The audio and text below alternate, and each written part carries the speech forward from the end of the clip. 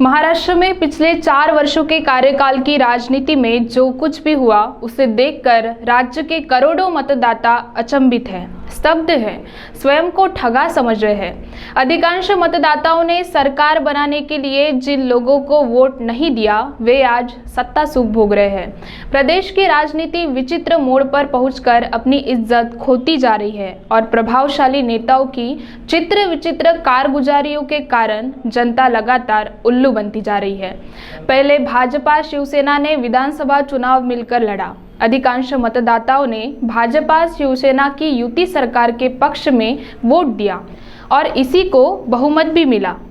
लेकिन नतीजों के बाद राजनीति ने विचित्र मोड़ ले लिया। शिवसेना ने अचानक किसी के उकसाव में आकर मुख्यमंत्री पद मांग लिया। भाजपा नेताओं द्वारा दिए गए आश्वासनों की याद दिलाई, लेकिन भाजपा ने शिवसेना की मांग नहीं मानी तो भाजपा ने राष्ट्रवादी कांग्रेस पार्टी नेता अजित पवार के साथ मिलकर रातों रात सरकार बना ली। यह प्रयोग महज कुछ घंटों में ही फेल हो गया और महाविकास आघाड़ी के रूप में शिवसेना राष्ट्रवादी कांग्रेस पार्टी कांग्रेस की बेमेल सरकार ने रूप ले लिया। सरकार स्थापित होते ही उसे कोरोना ने घेर लिया और फिर जो कुछ चला वह सबके सामने है। विपक्ष के नेता के रूप में देवेंद्र फडणवीस ने गंभीर चालें खेलकर कद्दावर मराठा नेता शरद पवार को राज्यसभा तथा विधान परिषद चुनाव में पटकनी दे दी। इस नाटक के बाद से ही बदलाव की शुरुआत हो गई। महाविकास आघाड़ी ने 2.5 वर्ष तक राज किया और फिर सामने आई एकनाथ शिंदे की बगावत। समूचा राज्य समझ रहा था कि देवेंद्र फिर मुख्यमंत्री बनेंगे, लेकिन अचानक राजनीति ने विचित्र करवट ले ली और एकनाथ शिंदे मुख्यमंत्री बन गए। देवेंद्र के चेहरे पर झलकती नाराजगी लाख कोशिशों के बाद भी नहीं छुप सकी। हालांकि इस सदमे से वे जल्द ही संभल गए और भाजपा की मजबूती के लिए ऐसा खेल खेला कि राकांपा तार तार होने के मुहाने पर खड़ी है। कुछ वर्षों में हुए ये तमाम घटनाक्रम को देखकर जनता दंग है। राजनीति में कुछ भी हो सकता है, इसका एक बार फिर एहसास हो गया, लेकिन ऐसा भी होता है यह पहली बार देखने को मिला। कल तक जिन लोगों को जनता की नज़र में भ्रष्टाचारी अपराधी के रूप में पेश करने की जबरदस्त कोशिशें की गई, वे अब मंत्री बनकर लाल बत्ती की गाड़ी में घूमते नजर आएंगे।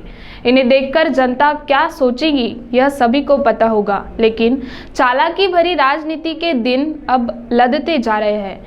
राज्य और देश की जनता काफ़ी अधिक सतर्क हो गई है। अब जागरूक हो चुकी जनता का कहना है कि हमने भाजपा शिवसेना सरकार देखी, कांग्रेस राष्ट्रवादी कांग्रेस सरकार देखी, भाजपा राष्ट्रवादी कांग्रेस सरकार देखी, शिवसेना राष्ट्रवादी कांग्रेस सरकार देखी, बिना ठाकरे वाली शिवसेना भाजपा सरकार भी देख ली।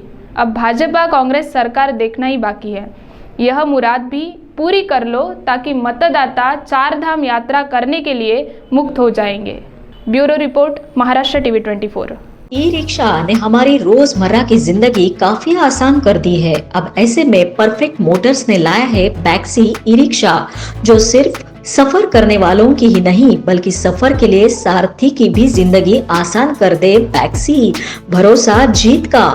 अब परफेक्ट मोटर्स में ई रिक्शा के साथ साथ लोडिंग व्हीकल पर 10 से 15% की छूट।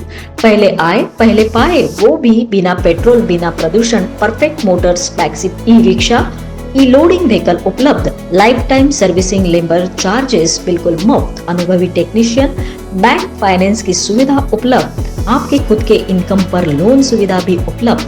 अधिक जानकारी एवं बुकिंग हेतु आज ही संपर्क करें 071229998588। हमारा पता perfect Motors, Rani Durgavati Chowk, bank of Baroda के पास, नागपुर।